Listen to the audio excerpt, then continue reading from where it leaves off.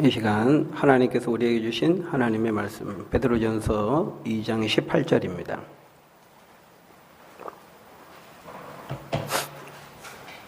베드로전서 2장 18절부터 25절까지 우리 한 절씩 교독하겠습니다. 신약성경 379쪽입니다. 제가 18절을 읽습니다. 사완들아 범사에 두려워함으로 주인들에게 순종하되 선하고 관용하는 자들에게만 아니라 또한 까다로운 자들에게도 그리하라.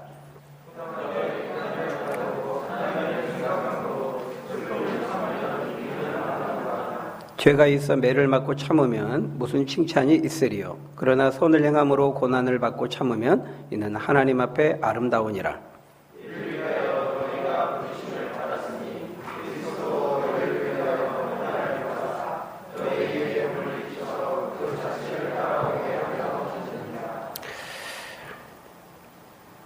그는 죄를 범하지 아니하시고 그 입에 거짓도 없으시며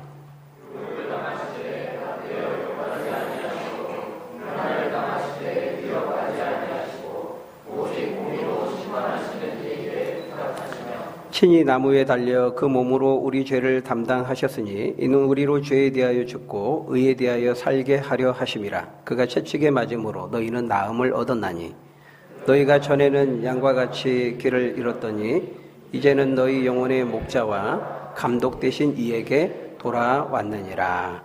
아멘. 네, 인생은 이제 관계, 곧 관계다. 그런 말 우리가 많이 합니다. 인생은 관계다. 이 인생은 관계다라고 하는 말은 그만큼 사람이 살아가는 데 있어서 이 대인 관계의 문제가 그만큼 중요하다는 것이고요. 또 중요한 만큼 또 쉽지 않다. 그런 또 말도 되겠습니다. 그 사람의 성격이 뭐 내성적이든 외성적이든 좀 활달하고 쾌활하든 그렇지 않든 성격에 따라 약간의 정도 차이는 있겠지만 이 대인관계의 문제, 사람과의 관계를 맺는 이 문제야말로 결코 쉽지 않다라는 것입니다.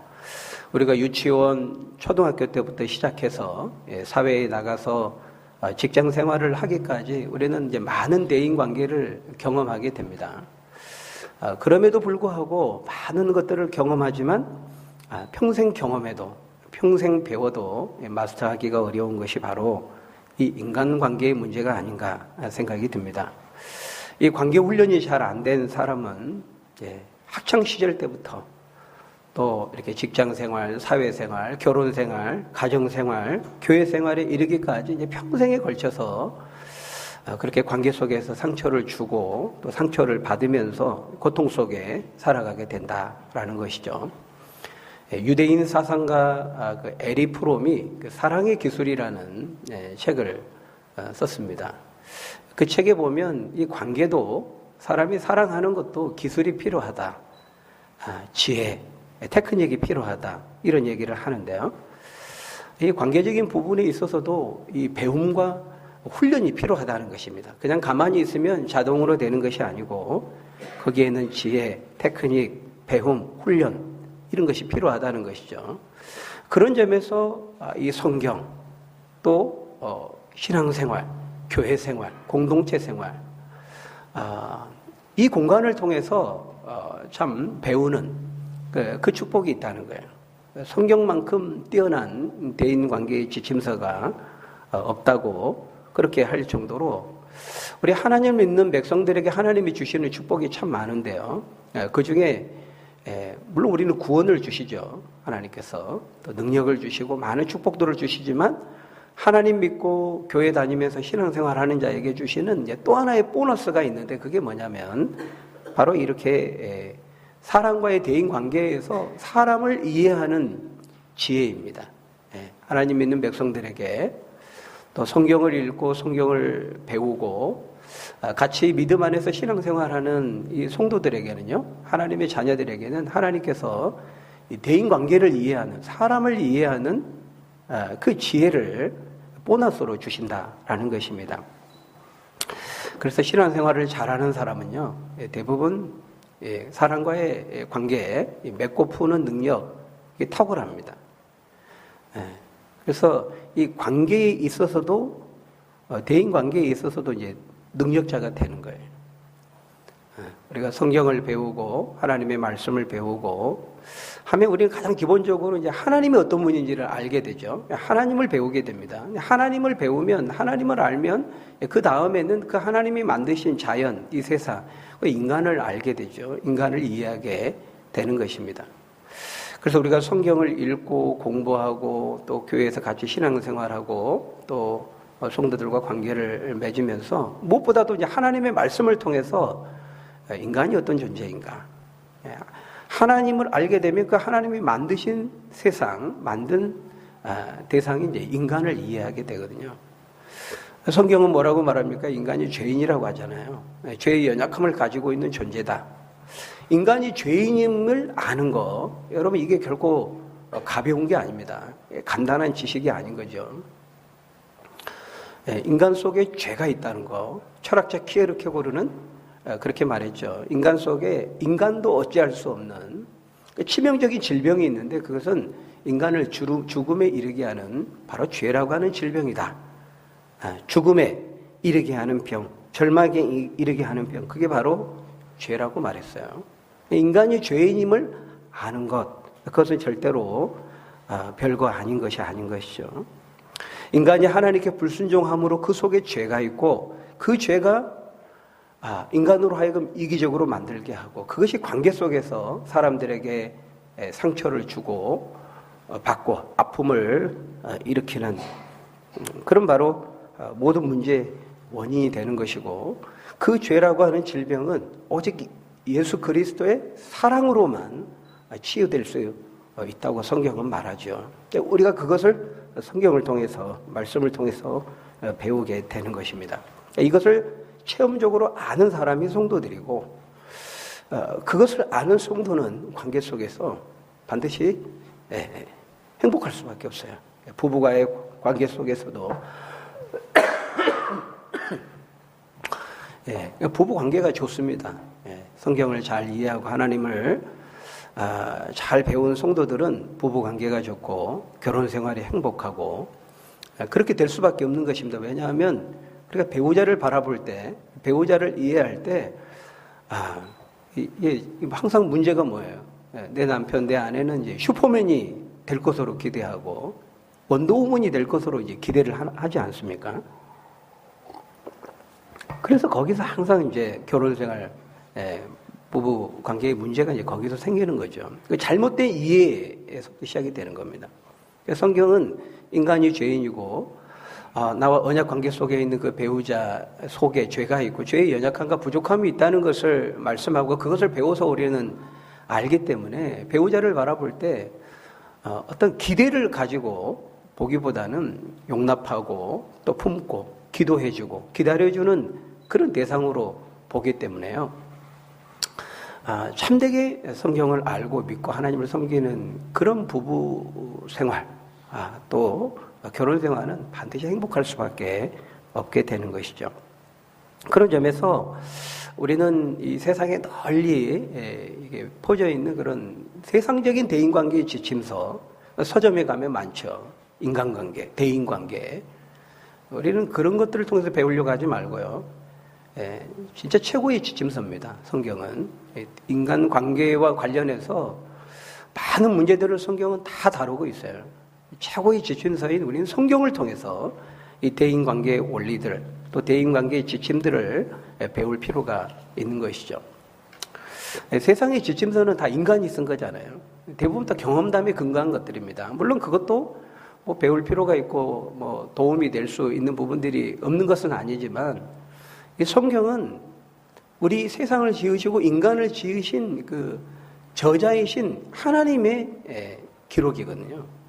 하나님의 그 지혜에 모든 보고가 담겨 있어요. 그래서 인간이 어떤 존재고 어떤 본성을 가지고 있고 어떤 문제가 있고 그 문제는 어떻게 해결될 수 있다는 거 하나님보다 더 정확하게 아는 사람은 없는 것이죠.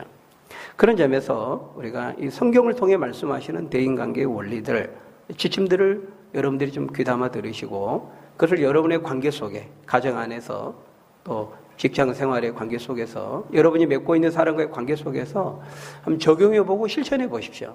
놀라운 일들이, 놀라운 변화들이 일어나게 될 것입니다. 자, 그런 점에서 오늘 본문은 우리 그리스도인의 사회생활 가운데에서 이 관계적인 겪게 되는 그 관계적인 어려움에 대한 지침을 말씀하고 있는데요. 우리 읽었던 말씀 18절 말씀 다시 한번 같이 한번 읽어볼까요? 18절 시작.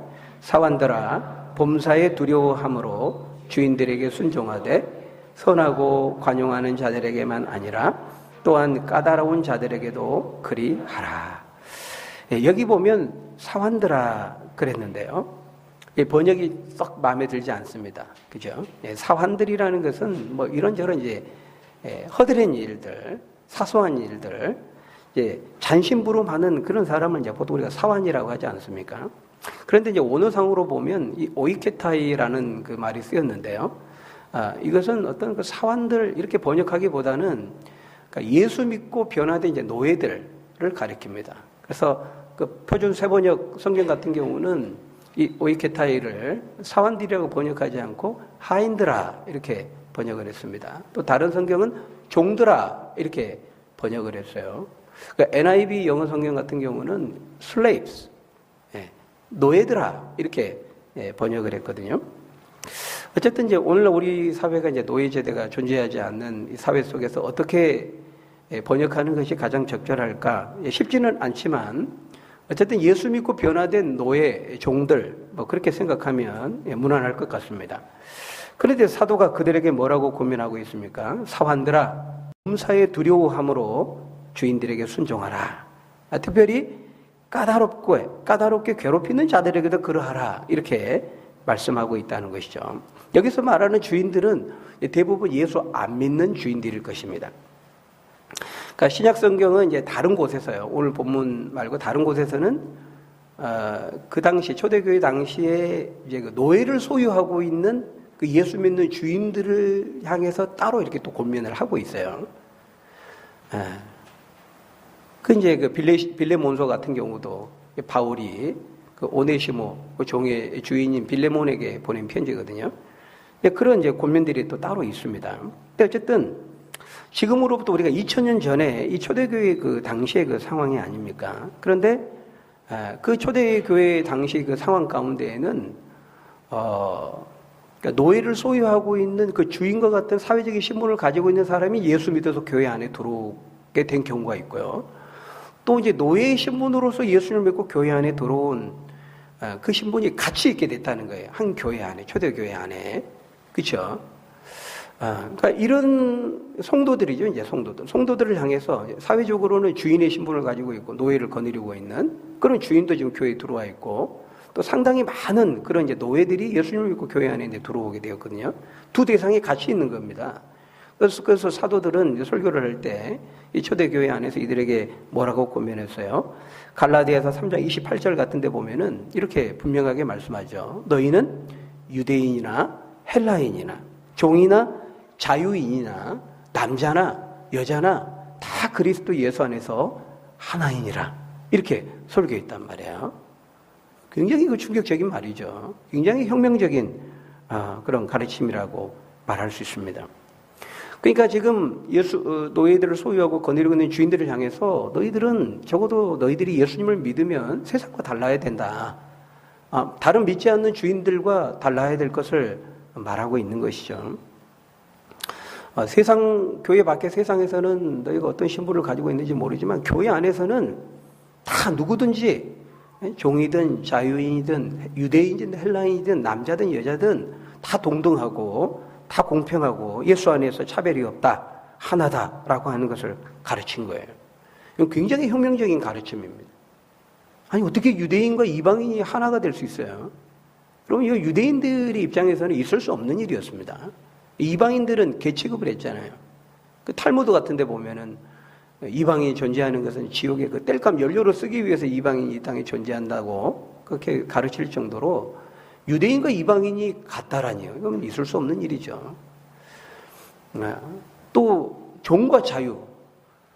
지금 우리는 이제 노예 제도가 없는 시대에 지금 살아가고 있잖아요. 인권이 신장되고 자유와 평등의 개념이 정착되고 확대된 이런 현대 사회 속에 우리가 있기 때문에 뭐 이런 것들을 보면 너무 당연하게 생각하고 감동이 없을 수 있어요. 놀라지 않을 수 있어요. 그런데 여러분 2000년 전에 그 시대로 우리가 가본다면요. 사실은 초대교회에서 성경의 가르침을 통해서 그리스도 예수 안에서 유대인이나 헬라인이나 종이나 자유자나 남자나 여자가 하나다라고 하는 이런 성경의 가르침을 통해서 시간이 거쳐가면서 이제 노예제도가 철폐되고 남녀평등 사상이 다 성경에서 이루어진 겁니다. 서구 유럽에서. 그래서 기독교의 그런 오래된 가르침을 통해 가지고 이제 어느 임계치에 이르렀을 때 그런 이 성경의 가르침이 지금은 완전한 이제 현실이 된 거죠. 너무 당연한 현실이 됐는데 그러기 전까지는 이건 엄청난 혁명적인 가르침이죠. 그러니까 모든 진정한 인권은 인간을 하나님의 형상대로 만들어졌다고 하는 성경의 가르침에서 출발한 겁니다. 인류 지금까지 역사가요. 진정한 남녀평등도 마찬가지입니다. 마치 이제 교회가 어떤 뭐 가부장적인 뭐 권위주의적인 그런 온상처럼 말하는데 전혀 그렇지 않습니다. 그건 너무 잘못된 것이죠. 모든 진정한 인간의 인권의 출발은 성경을 통해서 교회 안에서 시작되고 성경에서부터 주어진 것이었다는 걸 기억해야 돼요. 그러니까 서구 유럽의 모든 그런 기본적인 문화적인 토양의 그 뿌리에는 다 성경의 가르침이 있는 겁니다. 우리가 또 그들의 영향을 받게 됐고요. 근데 어쨌든 여러분 뭐 남녀평등도 그렇습니다만 오늘 우리 관점에서 보면 이런 말씀들이 뭐 너무 당연하게 보여지지만 이 당시의 관점에서는 절대 그렇지 않았다는 거예요. 근데 지금 사도들이 그것을 그 가르치는 방식을 보면 교회 안에 있는 이 두 대상이 지금 같이 있는 거잖아요. 이들을 선동하지 않았습니다. 이들을. 그러니까 뭐 노예제도를 폐지하는 뭐 캠페인을 벌인다든지 오늘식으로 말하면 사람들을 규합해가지고 뭐 데모 운동을 벌인다든지 그렇게 하지 않았다는 거예요. 심지어 교회 안에 있는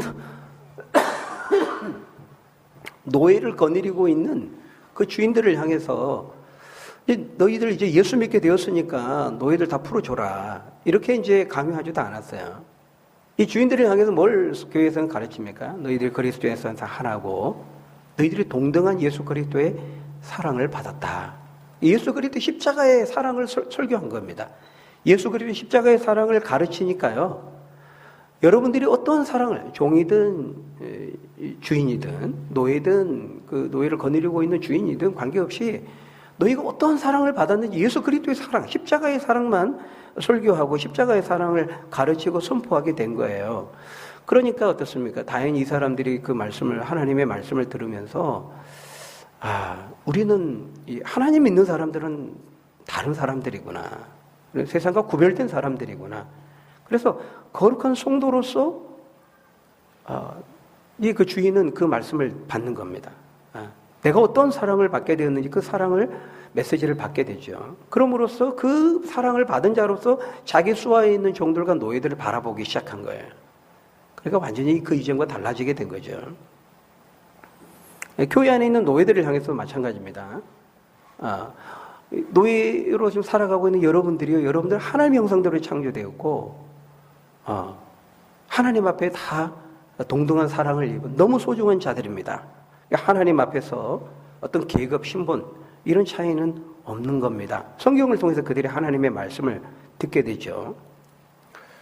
그러니까 여러분들이 계급, 신분의 차이가 없으니까 가서 사회적으로, 구조적으로 다 엎어버려라. 뭐 이렇게 가르치지 않았고요. 어떻게 가르치고 있어요? 지금 바로 오늘 18절의 말씀이 그 예수 믿고 변화된 노예들을 향해서 가르치고 있는 권면이라는 거예요. 뭐라고 말하고 있어요? 18절에 보니까 사환들아 범사에 지금 예수 믿고 변화된 노예들을 향해 말하고 있어요. 사환들아 범사에 두려워함으로 주인들에게 더 순종하라. 순종하되 여기 물 한 번만 좀 따뜻한 걸 조금 주십시오. 감기는 다 나았는데요. 감기는 나았는데 이게 기침이 참 작년에도 한 달 정도 기침을 했는데 기침이 참 안 떨어져서 참 죄송합니다. 여러분 앞에 예배 인도할 때마다 더 예민하게 생각이 되세요.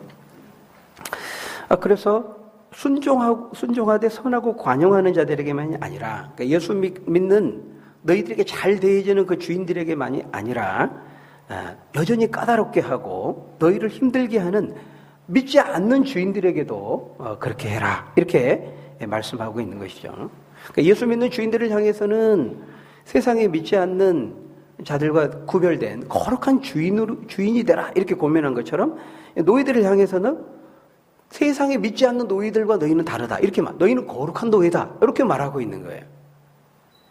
그러니까 오늘날 우리 이렇게 노예제 철폐되고 인권이 이렇게 정립된 이런 사회에서 보면 야, 너무 소극적인 권면 아니냐? 너무 수동적인 권면 아니냐? 이렇게 답답하게 생각할지 모르지만 여러분 2000년 전의 시대를 생각해야 된다는 것입니다. 가장 현실적인 접근이죠. 그 당시에는. 여러분 결국 노예제도가 나중에 이제 물론 시간적으로 한참 후에 이제 철폐가 됩니다. 영국의 윌리엄 윌버포스라든지 미국의 이제 아브라함 링컨이라 이런 사람들 다 크리스천들이잖아요. 다 기독교인들에 의해서 성경에서 가르치는 그리스도의 선에서 남자나 여자나 종이나 자유인이나 유대인이나 헬라인이나 다 하나다라고 하는 이 성경의 가르침을 믿고 그 가르침을 신념으로 삼고 살았던 그 기독교인들에 의해서 결국 노예제도가 다 철폐되게 되지 않습니까? 그래서 그 과정을 보면 결국 교회를 통해서 예수 믿는 성도들 한 사람 한 사람 그 예수 그리스도의 사랑으로 먼저 변화된 사람을 통해서 자신들이 받은 그 십자가의 사랑을 관계 속에서 다른 사람들에게 전하고 실천함으로써 거룩한 주인이 되고 거룩한 노예가 되어서 그 관계 속에서 그렇게 하인들을 대하고 또 주인들을 대함으로써 그 사람들을 감동시키는 겁니다. 그래서 그 같은 사랑을 경험하게 함으로써 그런 사람들이 점점 많아지고 일정한 사회에 그런 사람들의 숫자와 퍼센트가 이제 일정한 게 되었을 때 임계치에 이르렀을 때 이제 비로소 하나님의 때가 찰 때 이제 노예 제도라고 하는 이런 것들이 이제 철폐되게 되는 사회의 그런 구조와 제도의 그 변화로까지 이제 열매로 이제 나타나게 되는 그런 과정을 역사 속에 이제 거치게 된다는 것이죠. 그래서 여러분, 이제 오늘 본문을 우리에게 적용한다면, 오늘날에는 이런 사관과 같은, 또 노예와 같은, 종들 같은 이런 신분은 없어요. 그런 점에서 우리가 오늘 본문의 이런 말씀들을 어느에게, 어떤 상황에, 누구에게 적용을 해야 될까? 우리가 좀 고민이 되는데, 아마 그래도 가장 현실성 있게 적용할 수 있다면, 우리 오늘날 이제 직장 생활이 아닐까 이런 생각이 듭니다. 물론 오늘날 직장에서 일하고 하는 것이 노예로 종으로 사는 것은 아니죠. 그러나 직장에서 상급자들이 있습니다. 상전이 있고 그리고 특히 상사 중에는 이렇게 선하고 관용하는 상사들도 만나지만 까다로운 들들 볶는 그런 상사들 만나게 된다는 것이죠. 그럴 때 우리 성도들은 어떻게 처신하고 또 어떻게 그들과 관계를 맺어야 하는가 그렇게 우리가 적용해 볼 수가 있을 것입니다. 베드로 사도는 뭐라고 고면하고 있어요? 하나님을 생각하면 그 관계 속에서 어려움을 겪을 때 특별히 부당하게 어려움과 고난을 당할 때 그때 어떻게 해야 될 것인가 베드로 사도는 오늘 본문을 통해서 하나님을 생각함으로 참으라 참고 인내하라 이렇게 말하고 있습니다. 우리 19절부터 20절 두 절을 한번 같이 읽어볼까요? 19절부터 20절 시작. 부당하게 고난을 받아도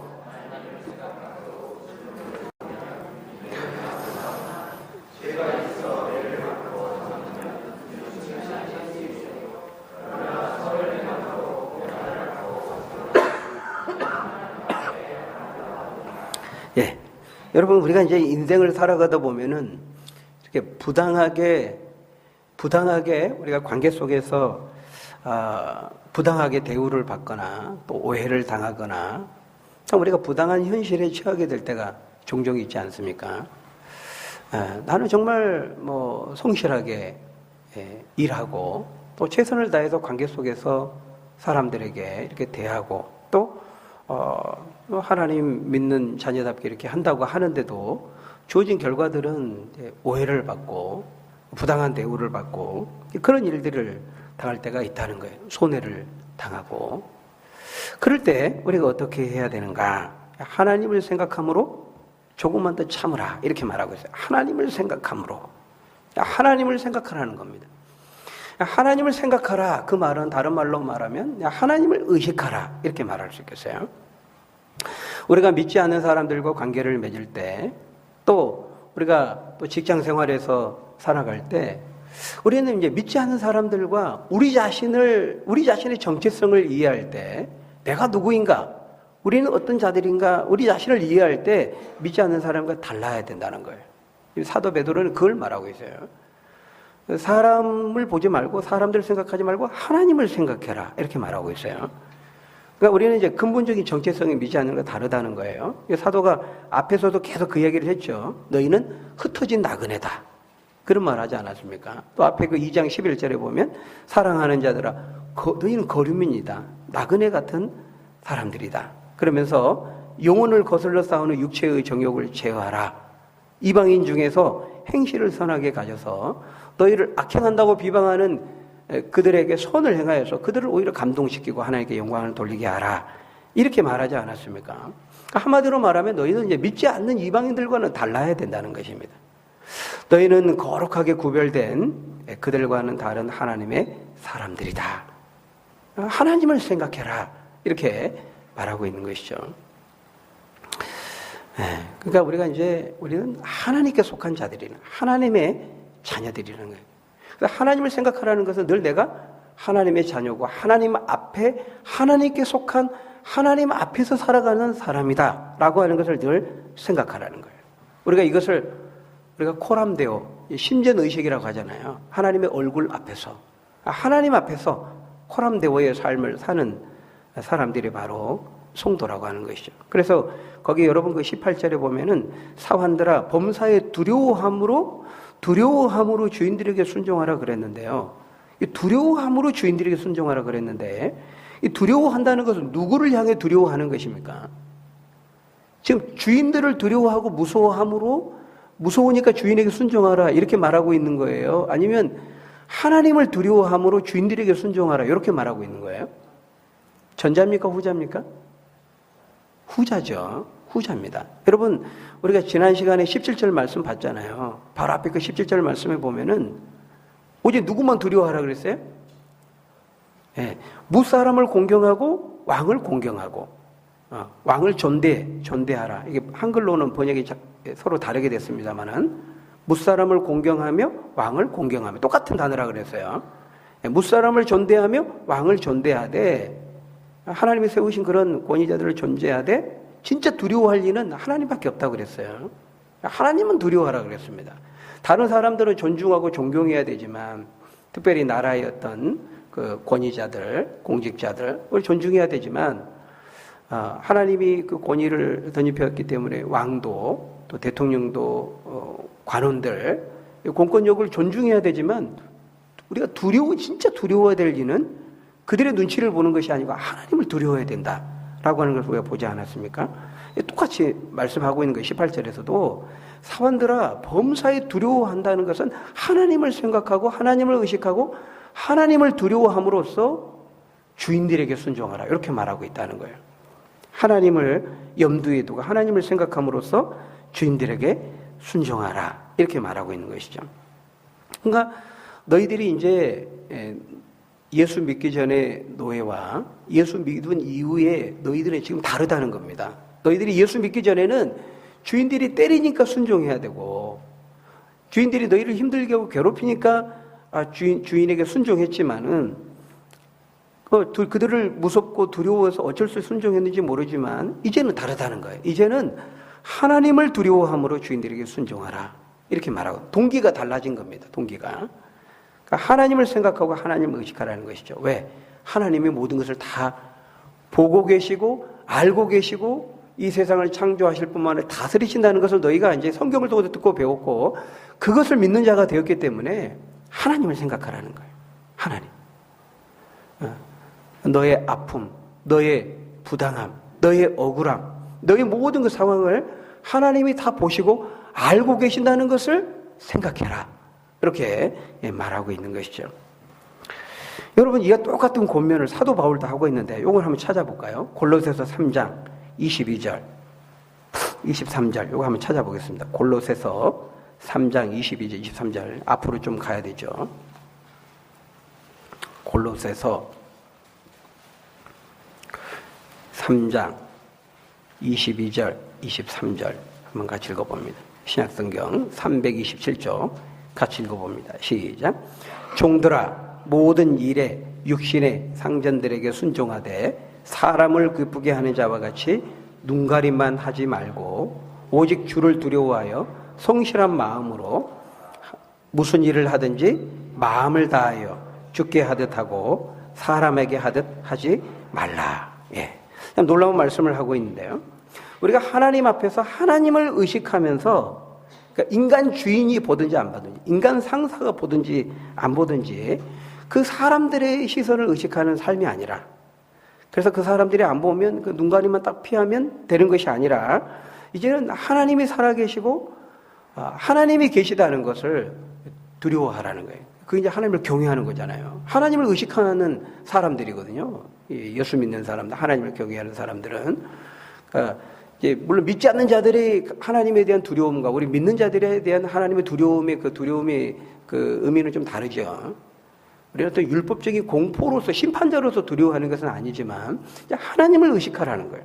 하나님을 두려워하고, 그러니까 주인이 안 보면 끝나는 것이 아니고 주인의 눈가림만 하지 말고 하나님이 살아계시고 하나님이 함께 하신다는 것을 기억해라. 그러니까 주인이 너희들에게 잘해주면 너희도 좀 잘하고, 주인이 너희들에게 힘들고 나쁘게 하면 너희들도 그 주인 미워하면서 눈가림만 하면서 적절히 이렇게 하지 말라는 겁니다. 주인이 어떻게 하든지 그 사람이 나에게 어떻게 하든지 때로는 부당하게 할지라도 하나님이 살아계신다. 하나님이 보고 계신다. 하나님이 모든 것을 알고 계시고 한다는 것을 기억하고 하나님을 기억해라. 이렇게 말하고 있는 것이죠. 그러니까 사람이 나한테 잘해주는 사람에게 잘하는 것은요. 그리고 나한테 부당하게 대하면 나도 미워하고 그만한 대우를 해주는 것은 이거는 이제 기브 앤 테이크죠. 주고받는 겁니다. 이거는 인지상정입니다. 세상의 모든 원리가 그렇게 돼 있습니다. 근데 우리는 하나님 믿는 사람들은 그렇게 하지 말라는 것입니다. 뭐라고 말하고 있는 거예요? 부당하게 그렇게 하여도 하나님을 생각함으로 참으면, 그 말은 너희가 악이 올 때 손으로 악을 이기라, 이렇게 말하고 있는 것이죠. 예수님도 마태복음 5장 46절에서 똑같이 말씀하셨어요. 너희가 너희를 사랑하는 자를 사랑하면 무슨 상이 있으리요? 세리도 그렇게 한다. 세리도. 너희가 너희 형제에게만 무난하면 남보다 더하는 것이 뭐냐? 이방인들도 그렇게 한다. 이렇게 말하고 있어요. 그러므로 하늘에 계신 너희 아버지 온전하신 같이 너희도 온전하라. 이렇게 말씀하는 것이죠.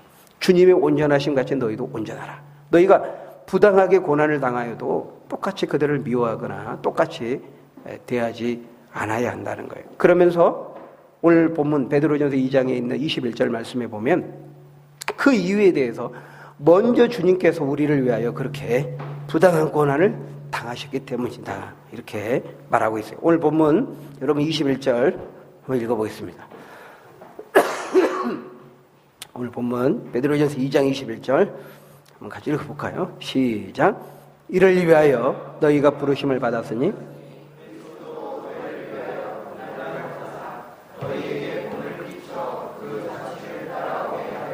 네, 계속해서요. 그는 죄를 범하지 아니하시고 그 입에 거짓도 없으시며 욕을 당하시되 맞대어 욕하지 아니하시고 고난을 당하시되 위협하지 아니하시고 오직 공의로 심판하시는 이에게 부탁하시며 친히 나무에 달려 그 몸으로 우리 죄를 담당하셨으니 이는 우리로 죄에 대하여 죽고 의에 대하여 살게 하려 하심이라. 그가 채찍에 맞음으로 너희는 나음을 얻었나니 너희가 전에는 양과 같이 길을 잃었더니 이제는 너희 영혼의 목자와 감독 되신 이에게로 돌아왔느니라. 여러분, 우리가 대인관계 속에서 사람들을 대할 때요, 우리가 행동해야 되는 모든 원리는 바로 여기서 온다는 거예요.